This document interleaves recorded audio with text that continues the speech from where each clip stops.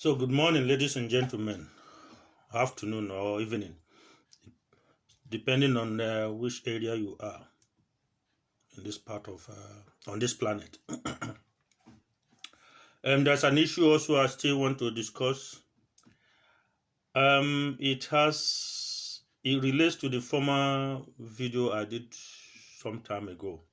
You might go and get that video. I was talking about the problem Nigeria have, and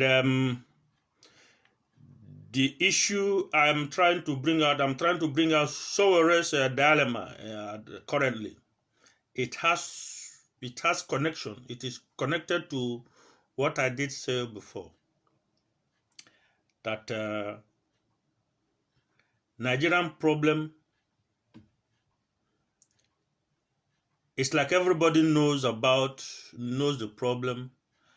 They know the solution, but they are not too keen at discussing the solution, because the solution is not a very it's not likable. The solution to Nigerian problem is not likable. People who understands and knows what I'm talking about should know. It is not likable. The solution to the problem of Nigeria is not likable. And I still repeat it, and I'll continue to say it. Anybody who is still deceiving himself, believing that there is one Nigeria, needs to go to a psychiatric hospital or a psychiatric home to get himself checked. There is no one Nigeria. It has never been. Ahmadu Bello never believed in one Nigeria.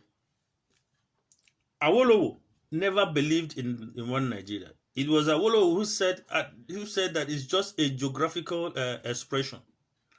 And I don't know the statement Ahmadu Bello used.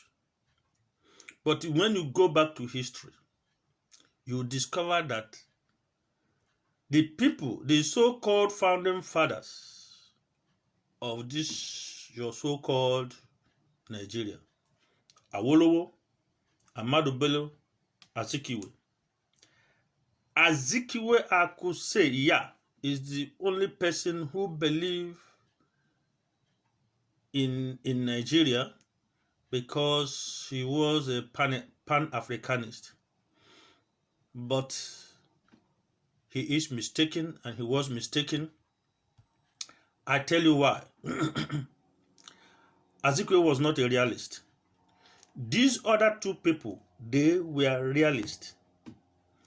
They know the issue, they understand the issue, and they didn't shy away from that issue.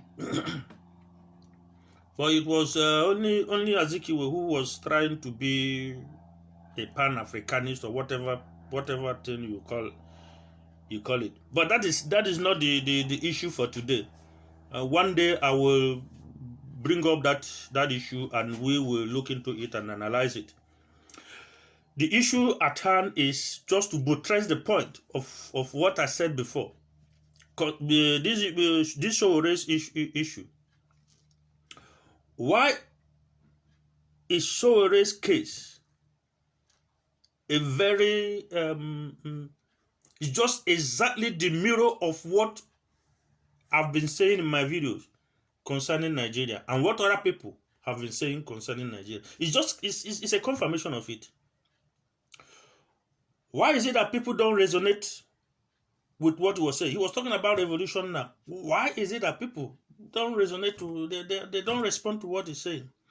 Because they don't believe in what he is saying. And what he's saying is about Nigeria. And I can tell you that 90% of those so-called Nigerians don't believe in the country they are calling Nigeria. The note, as you see it, They don't believe in one Nigeria. The only Nigeria they know is the northern Nigeria. Every other part of your so-called Nigeria is a conquered territory, is a subject territory to them. So you can't sit in a, you can't come from the west, from Yoruba extraction, and say you're calling for revolution. Revolution to do what? For who? For the Nigeria they don't believe in? That the man from Jigawa does not believe in your Nigeria? That the man from Kano believes that his Nigeria is that anything apart from I think, is it from Kwara upwards? That's the Nigeria he knows he's concerned about. And you are talking of you want to do revolution. It's not workable. This is why nobody he should have known that from the word go. It's just a waste of time. You know, there are some of these people. Look, you can be educated but foolish. There are some people I'll tag them as educated fools. You can be educated with your PhD and still be foolish. This is serious. Are you going to, is it talking about revolution for one Nigeria? He wants Igbo people to get involved. When a typical average Igbo man does not believe in that your one Nigeria, the time Igbo man believes in one Nigeria is gone. So, you're going to do revolution for what? Yoruba people themselves, where he comes from, they don't believe in the one Nigeria. So is he talking about revolution for one Nigeria to the Yorubas to come and join him when the people do not believe, do not accept the one Nigeria he's talking about? Do you see why Sowore is in dilemma? It's just like somebody who either he did not do his own work or I don't know, was he carried away? I can't understand. Look, I am not in support of him being detained there, but sometimes we need to tell ourselves the truth. Not being sentimental, not being biased. Just telling ourselves the fact, the truth, that will always help us out of our mess. Out of the mess all of us are in. Sowore went into something that maybe he believed in, he may believe it in his head, but in reality, it's rubbish. And the reason is, I don't know what the revolution is all about. That people should revolt to do what?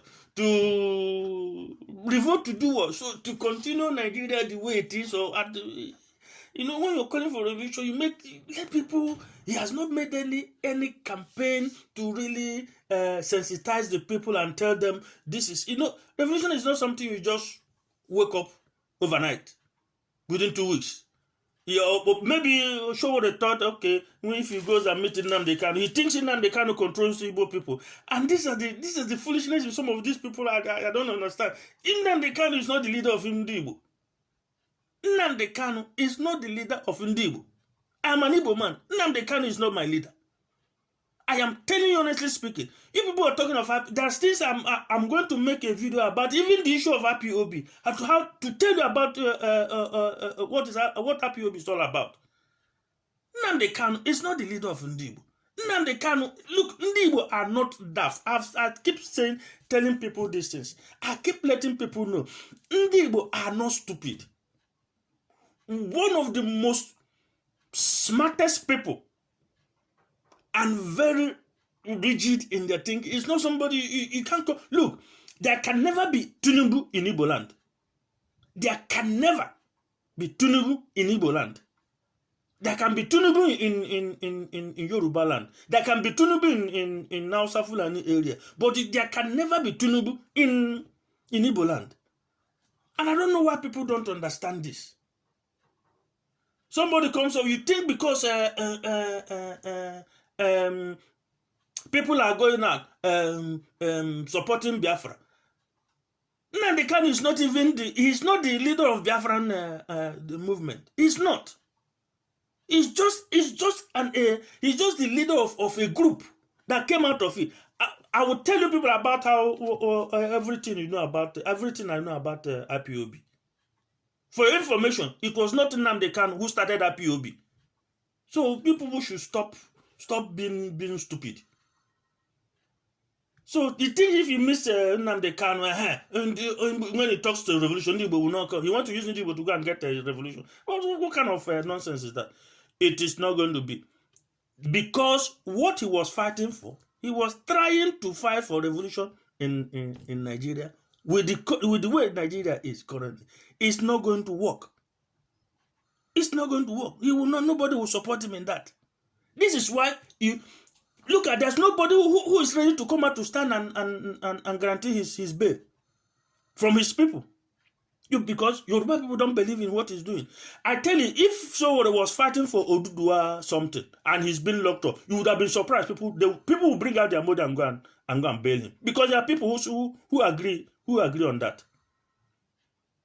This is why he cannot get. It's very difficult for him to get people to stand as shorty for him. And if people should stop comparing Sowore's issue with that of Kanu. Listen, Kanu had a cause that Dindigbo supports it.